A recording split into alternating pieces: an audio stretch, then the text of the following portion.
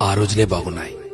టెన్షన్లు, ఒత్తిళ్లు, డబ్బు సంపాదన ఇలా అతిగా ఆలోచనలు లేకుండా ఉన్నంతలో కుటుంబమంతా కలిసి ఆనందంగా గడిపిన ఆ రోజులే బాగున్నాయి.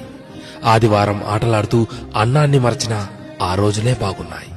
మినరల్ వాటర్ గోల లేకుండా కుళాయి దగ్గర, బోరింగుల దగ్గర, బావుల దగ్గర నీళ్లు తాగిన ఆ రోజులే బాగున్నాయి. ఎండాకాలం చలివేంద్రాల్లోని చల్లని నీళ్ల కోసం ఎర్రని ఎండని సైతం లెక్క చేయని ఆ రోజులే బాగున్నాయి.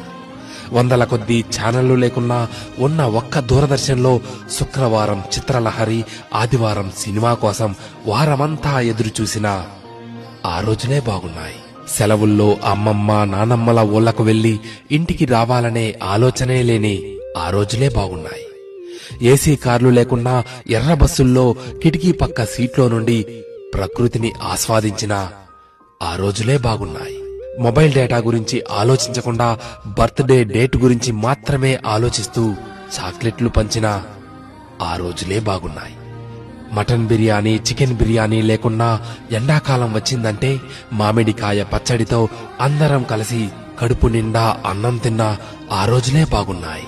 ఇప్పుడు జేబు నిండా కార్డులున్నా, పర్సు నిండా డబ్బులున్నా అమ్మ కొట్టుకు పంపితే మిగిలిన చిల్లరను కాజేసిన ఆ రోజులే బాగున్నాయి.